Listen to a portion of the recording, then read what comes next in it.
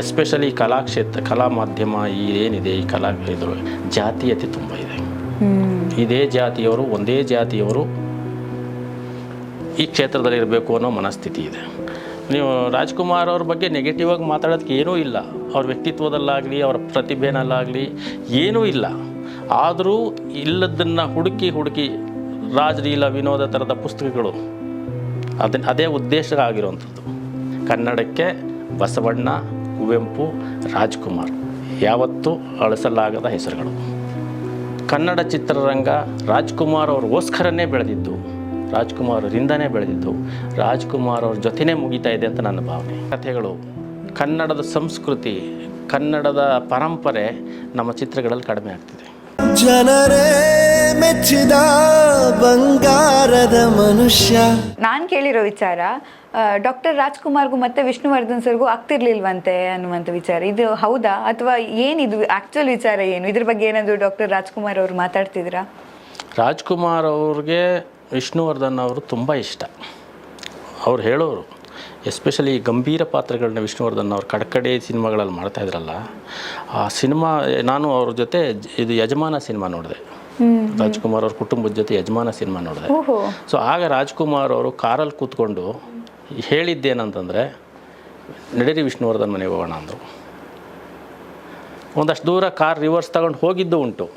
ಆಮೇಲೆ ಯಾರೋ ಹೇಳಿದ್ರು, ಅವ್ರ ಮನೇಲಿ ಇರ್ತಾರೋ ಇಲ್ವೋ, ಸುಮ್ಮನೆ ಹೋಗೋದು ಯಾಕೆ, ಅಟ್ಲೀಸ್ಟ್ ಫೋನ್ ಮಾಡಿ ಹೇಳ್ಬಿಟ್ಟು ಹೋಗೋಣ, ಎಲ್ಲರೂ ಅವ್ರಿಗೂ ಮುಜುಗರ ಆಗುತ್ತೆ ಅಂತ ಹೇಳಿ ಹೇಳಿದ್ಮೇಲೆ ತಿರ್ಗಾ ಮನೆ ಸದಾಶಿವ ನಗರಕ್ಕೆ ಹೋಗಿ ಅಲ್ಲಿ ಫೋನ್ ಮಾಡಿಸಿದ್ರು. ಅವರಾಗ ವಿಷ್ಣುವರ್ಧನ್ ಅವರು ಮೈಸೂರಲ್ಲಿ ಎಲ್ಲೋ ಇದ್ರಂತೆ. ಅಲ್ಲಿ ಕನೆಕ್ಟ್ ಮಾಡಿ ರಾಜ್ಕುಮಾರ್ ಅವರು ಅರ್ಧ ಗಂಟೆ ಮಾತಾಡಿದ್ರು ಅವರ ಯಜಮಾನ ಸಿನಿಮಾದ ಬಗ್ಗೆ, ಅವರ ಅಭಿನಯದ ಬಗ್ಗೆ. ಆಗ ಆ ಕಡೆಯಿಂದ ಕೂಡ ಅವರು ಭಾಳ ಸಂತೋಷಪಟ್ಟು, ರಾಜಣ್ಣ ನೀವು ಮೆಚ್ಕೊಂಡ ಮೇಲೆ ನನಗೆ ಆಸ್ಕರ್ ಬೇಕಾಗಿಲ್ಲ, ಅದಕ್ಕಿಂತ ದೊಡ್ಡದು ಅಂತ ಅವ್ರು ಹೇಳಿ, ಆಮೇಲೆ ನೀವು ನಾನು ಮೈಸೂರಿಗೆ ಬರ್ತೀನಿ ನಾಳೆ ಅಂತ ಇವ್ರು ಹೇಳಿ, ಇಲ್ಲ ದೇವರಿರೋ ಕಡೆ ಭಕ್ತರು ಹೋಗಬೇಕು, ದೇವರೇ ಭಕ್ತರನ್ನ ಹುಡುಕೊಂಡು ಬರಬಾರ್ದು, ನಾನು ಖಂಡಿತ ಬೆಂಗಳೂರಿಗೆ ಬಂದಾಗ ನಿಮ್ಮ ಮನೆಗೆ ಬರ್ತೀನಿ ಅಂತ ಹೇಳಿದ್ರು. ಅಲ್ಲಿಂದ ಮಾಡಿ ಫೋನ್ ಕಟ್ ಮಾಡಿ ತಿರ್ಗಾ 5 ನಿಮಿಷ ಆದಮೇಲೆ ಅವರೇ ವಾಪಸ್ ಮಾಡಿ, ಆನಂದ ತಡೆಯೋಕ್ಕಾಗ್ತಾಯಿಲ್ಲ ನನಗೆ ಅಂತ ಇದೆಲ್ಲ ನಡೀತು. ಆದರೆ ಅವ್ರು ಬರಲಿಲ್ಲ. ಆದರೆ ಅದನ್ನು ಕಟ್ ಮಾಡಿದ್ದು ಯಾರು ಗೊತ್ತಿಲ್ಲ. ಅಷ್ಟು ಆಸೆ ಪಟ್ಟು ನಾನೇ ಬರ್ತೀನಿ ಅಂತ ಹೇಳಿದ ಮನುಷ್ಯ ಬರಲಿಲ್ಲ ಅಂದರೆ ಅದ್ರ ನಡುವೆ ಏನೋ ಆಗಿರಬೇಕಲ್ಲ. ಈ ಥರದ ಇಬ್ಬರ ನಡುವೆ ಒಂದಷ್ಟು ವ್ಯಕ್ತಿಗಳು ಕೆಲಸ ಮಾಡಿದ್ದಾರೆ ಬಿಟ್ಟರೆ, ಅವರಿಬ್ಬರು ಭಾಳ ಆತ್ಮೀಯವಾಗಿದ್ದರು ಅಲ್ವಾ. ಇವ್ರ ಬಗ್ಗೆ ಅವ್ರಿಗೆ ಗೌರವ ಇತ್ತು, ಅವ್ರ ಬಗ್ಗೆ ಇವ್ರಿಗೆ ಗೌರವ ಇತ್ತು. ಇವ್ರ ಅಭಿನಯನ ಅವ್ರು ಮೆಚ್ತಾಯಿದ್ರು, ಅವ್ರ ಅಭಿನಯನ ಇವ್ರು ಮೆಚ್ತಾಯಿದ್ರು. ಅದು ಬರೀ ಮೀಡಿಯಾಗಳಲ್ಲಿ ಅಂತಲ್ಲ, ನಾನು ಪಕ್ಕದಲ್ಲಿ ಕೂತ್ಕೊಂಡು ಸುಮ್ಮನೆ ಅಂದರೆ ಆಫ್ ದ ರೆಕಾರ್ಡ್ ಮಾತಾಡುವಾಗಲೂ ಕೂಡ ಅವರ ಬಗ್ಗೆ ಇರೋ ಅಭಿಮಾನಗಳ ಬಗ್ಗೆ, ವಿಷ್ಣುವರ್ಧನ್ ಅವ್ರ ಬಗ್ಗೆ ಎಷ್ಟು ಪ್ರೀತಿ, ಗೌರವ, ಅಭಿಮಾನ ಇದೆ ಅಂತ ನಾನು ಕೇಳಿದ್ದೀನಿ. ನಿಜ. ಯಾಕಂದರೆ ನೋಡಿ, ಬಟ್ ಅಲ್ಲೂ ನೋಡಿ ಆ ಥರ ಸ್ಟಾರ್ ವಾರ್, ಅಭಿಮಾನಿಗಳ ವಾರ್ ಅನ್ನೋದಕ್ಕಿಂತ ಕೂಡ ಈ ಥರ ಸ್ಟಾರ್ಗಳ ಮಧ್ಯೆ ತಂದಾಕುವಂಥ ಕೆಲಸಗಳು ತುಂಬ ನಡೆದಿದೆ ನಮ್ಮ, ಎಸ್ಪೆಷಲಿ ನಮ್ಮ ದೇಶದಲ್ಲಿ. ಈ ನೀವು ಯಾವುದೇ ಕ್ಷೇತ್ರಕ್ಕೆ ಹೋಗಿ, ಎಸ್ಪೆಷಲಿ ಕಲಾ ಮಾಧ್ಯಮ ಏನಿದೆ, ಈ ಇದು ಜಾತೀಯತೆ ತುಂಬ ಇದೆ. ಇದೇ ಜಾತಿಯವರು, ಒಂದೇ ಜಾತಿಯವರು ಈ ಕ್ಷೇತ್ರದಲ್ಲಿ ಇರಬೇಕು ಅನ್ನೋ ಮನಸ್ಥಿತಿ ಇದೆ. ಇನ್ಯಾರೋ ಒಬ್ಬ ಕೆಳಜಾತಿಯವನು ಆ ಮಟ್ಟಕ್ಕೆ ಅದನ್ನು ಮೀರಿ ಬೆಳೀತಿದ್ದೇನೆ ಅಂತಂದಾಗ ಅದನ್ನು ತುಳಿಯೋ ಅಂಥ ಪ್ರಕ್ರಿಯೆ ತುಂಬ ಇದೆ. ರಾಜ್ಕುಮಾರ್ ಅವ್ರಿಗೆ 50 ವರ್ಷಗಳು ಸತತವಾಗಿ, ಮತ್ತು ಈಗಲೂ ಕೂಡ ಅದು ನಿಂತಿಲ್ಲ. ಹೌದಾ? ಹೌದು. ಈಗ ಇಂಥ ಸಮಾನತೆ, ಯುನಿಟಿ ಇದೆಲ್ಲ ಯಂಗ್ಸ್ಟರ್ಸ್ಗಳೆಲ್ಲ ಹೇಳುವಾಗ ಈಗಲೂ ಅಂಥದ್ದು ಇದೆ. ಈಗಲೂ ಅದನ್ನ ಇಟ್ಕೊಂಡೇ ಮೀಡಿಯಾ ಮಾತಾಡೋದು. ಹೌದು, ನೀವು ರಾಜ್ಕುಮಾರ್ ಅವ್ರ ಬಗ್ಗೆ ನೆಗೆಟಿವ್ ಆಗಿ ಮಾತಾಡೋದಕ್ಕೆ ಏನೂ ಇಲ್ಲ. ಅವ್ರ ವ್ಯಕ್ತಿತ್ವದಲ್ಲಾಗಲಿ, ಅವರ ಪ್ರತಿಭೆನಲ್ಲಾಗಲಿ ಏನೂ ಇಲ್ಲ. ಆದರೂ ಇಲ್ಲದನ್ನು ಹುಡುಕಿ ರಾಜಲೀಲಾ ವಿನೋದ ಥರದ ಪುಸ್ತಕಗಳು ಅದೇ ಉದ್ದೇಶ ಆಗಿರುವಂಥದ್ದು. ಕೆಟ್ಟದ್ದನ್ನು ಹರಡಬೇಕು ಅನ್ನೋದು. ಹೌದು, ಅಂದರೆ ಆ ಇಮೇಜನ್ನು ಬೀಳಿಸ್ಬೇಕು, ಅದು ಸಾಧ್ಯವೇ ಇಲ್ಲ. ಕನ್ನಡಕ್ಕೆ ಬಸವಣ್ಣ, ಕುವೆಂಪು, ರಾಜ್ಕುಮಾರ್ ಯಾವತ್ತೂ ಅಳಿಸಲಾಗದ ಹೆಸರುಗಳು. ನಿಜ. ಎಷ್ಟು ಈಗ ಅವರ ಇಷ್ಟಪಡೋರಿಗೆ, ಅಭಿಮಾನಿಗಳಿಗೆ ಎಷ್ಟು ಒಂದು ಬೇಜಾರಿನ ವಿಚಾರ ಅಲ್ಲ ಇಂಥದ್ದೆಲ್ಲ ಆದಾಗ. ಹೌದು, ಅದಕ್ಕೆ ಹೋರಾಟಗಳೆಲ್ಲ ನಡೆಯೋದು, ಈ ಥರ ಮಾಡಬೇಡಿ ಅನ್ನೋ ವಿಚಾರಗಳು, ಜೊತೆಗೆ ಅವರ ನಟನೆ, ಇದ್ರ ಬಗ್ಗೆ ಸರಳತೆ, ಕನ್ನಡದ ಬಗೆಗಿನ ಅವರ ಪ್ರೀತಿ, ಮತ್ತೆ ಅವ್ರು ಕನ್ನಡ ಉಳಿಸೋದಿಕ್ಕೆ, ಕನ್ನಡ ಚಿತ್ರರಂಗಕ್ಕೆ ಉಳಿಸೋದಿಕ್ಕೆ. ಕನ್ನಡ ಚಿತ್ರರಂಗ ಹುಟ್ಟಿತ್ತು, ಆದರೆ ಅದು ಬೆಳೆದಿದ್ದು ರಾಜ್ಕುಮಾರ್ ಅವರಿಂದ. ಕನ್ನಡ ಚಿತ್ರರಂಗ ರಾಜ್ಕುಮಾರ್ ಅವ್ರಿಗೋಸ್ಕರನೇ ಬೆಳೆದಿದ್ದು, ರಾಜ್ಕುಮಾರ್ ಅವರಿಂದನೇ ಬೆಳೆದಿದ್ದು, ರಾಜ್ಕುಮಾರ್ ಅವ್ರ ಜೊತೆನೇ ಮುಗಿತಾ ಇದೆ ಅಂತ ನನ್ನ ಭಾವನೆ. ಅವ್ರು ಹೋದ್ಮೇಲೆ ಕನ್ನಡ ಚಿತ್ರರಂಗ ಇಲ್ಲ. ಒಂದು ಮಟ್ಟಕ್ಕೆ ಒಂಚೂರು ಇತ್ತೇನೋ, ಅದು ಪುನೀತ್ ರಾಜ್ಕುಮಾರ್ ಅವ್ರು ಹೋದ್ಮೇಲೆ ಅದು ಇಲ್ಲ.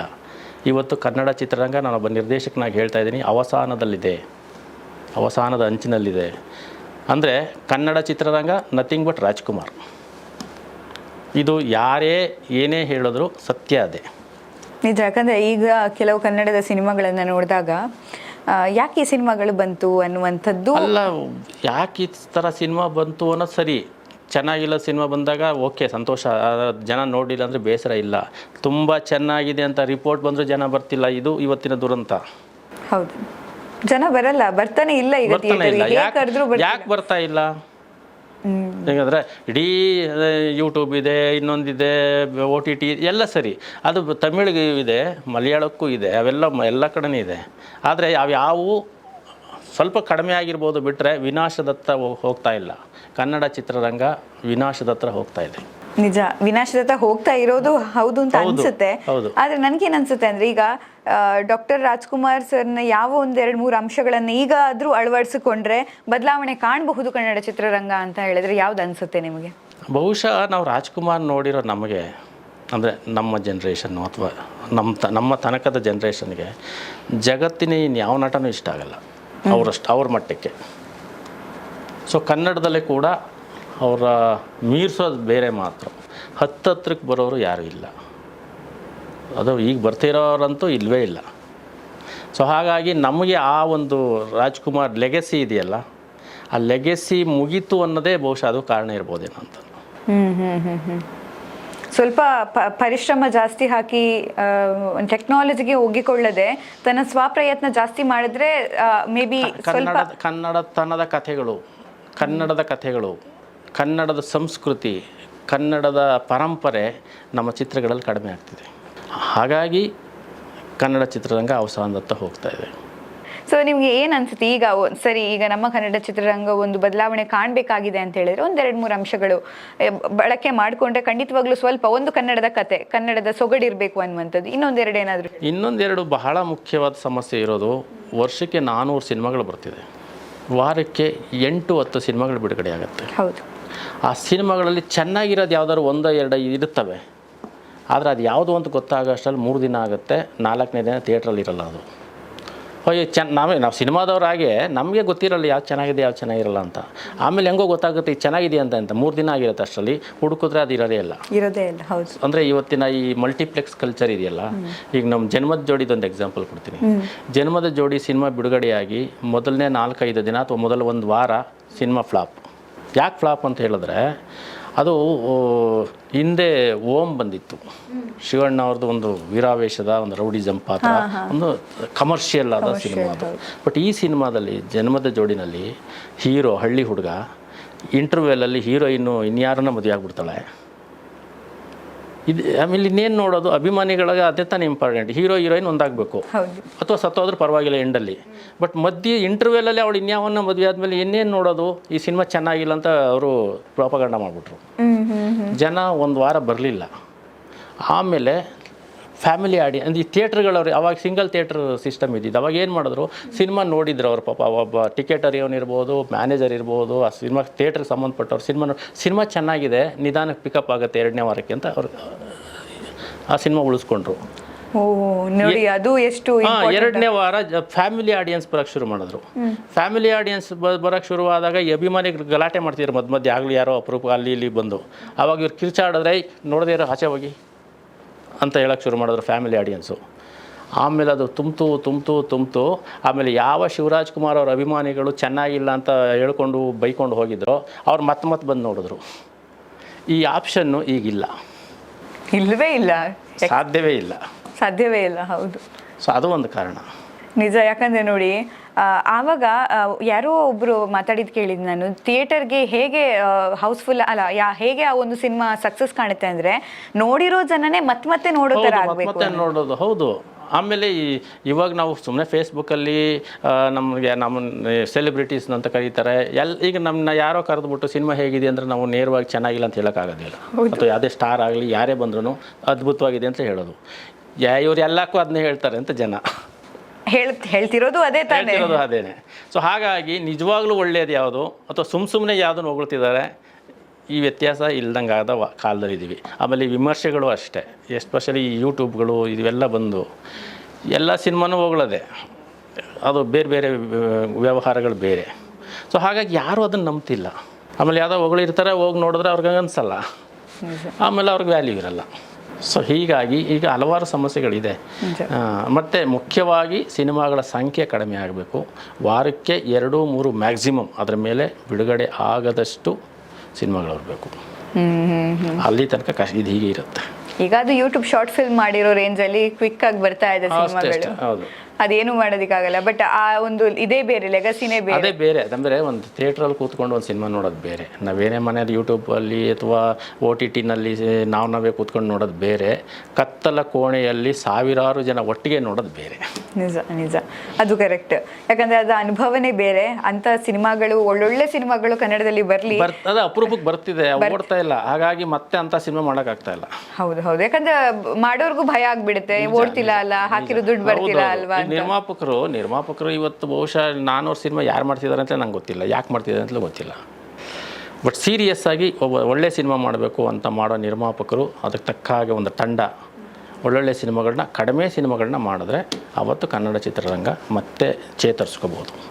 ಅದೇ ನಾನು ಯಾವುದೋ ಒಂದು ವಿಷಯದಲ್ಲಿ ಕೇಳಿದೆ, ನಿರ್ಮಾಪಕರು ಕಡಿಮೆ ಆಗ್ತಾ ಇದ್ದಾರೆ, ಇನ್ವೆಸ್ಟರ್ಸ್ ಜಾಸ್ತಿ ಆಗ್ತಾ ಇದ್ದಾರೆ ಅಂತ. ಅದೇ ಈಗ ಬೇರೆ ಏನೋ ನಡೀತಾ ಇದೆ, ಅದು ನಮಗೂ ಗೊತ್ತಾಗ್ತಿಲ್ಲ. ಹೌದು ಹೌದು. ಆದರೆ ರಾಜ್ಕುಮಾರ್ ಸರ್ ಅವರು ಈ ಥರ ನಿರ್ಮಾಣದ ಬಗ್ಗೆ, ಪ್ರೊಡಕ್ಷನ್ ಬಗ್ಗೆ ಅಥವಾ ಈ ಕಾಸ್ಟ್ ಮಾಡೋದ್ರ ಬಗ್ಗೆ, ಈ ಥರದ ಬಗ್ಗೆ ಎಲ್ಲ ಅವರು ಇನ್ವಾಲ್ವ್ ಆಗ್ತಿದ್ರ ಅಥವಾ ಅದನ್ನು ಕಂಪ್ಲೀಟ್ ವರದಣ್ಣ ಮತ್ತು ಪಾರ್ವತಮ್ಮ ನೋಡ್ಕೊಳ್ತಿದ್ರಾ? ಅವರು ಅಂದರೆ ಕತೆ ಚರ್ಚೆನಲ್ಲಿ ಇದರೆಲ್ಲ ಭಾಗವಹಿಸ್ತಾಯಿದ್ರು. ಆಮೇಲೆ ಇಂತಿಂಥ ಪಾತ್ರ ಇಂತಿಂಥವ್ರು ಮಾಡಲಿ ಅಂತ ರಾಜ್ಕುಮಾರ್ ಅವ್ರು ಅಷ್ಟು ಹೇಳ್ತಿರ್ಲಿಲ್ಲ. ಬಟ್ ಪಾರ್ವತಮ್ಮನವರು ಅದನ್ನ ಹೇಳ್ತಾಯಿದ್ರು. ನಿಮಗೆ ರಾಜ್ಕುಮಾರ್ ಸರ್ ಅವ್ರ ಬಗ್ಗೆ ಗೊತ್ತಿರುವಂಥ 3 ಸ್ವಾರಸ್ಯಕರ ಯಾವುದಾದ್ರು ಘಟನೆಗಳನ್ನು ಹೇಳೋದಾದರೆ?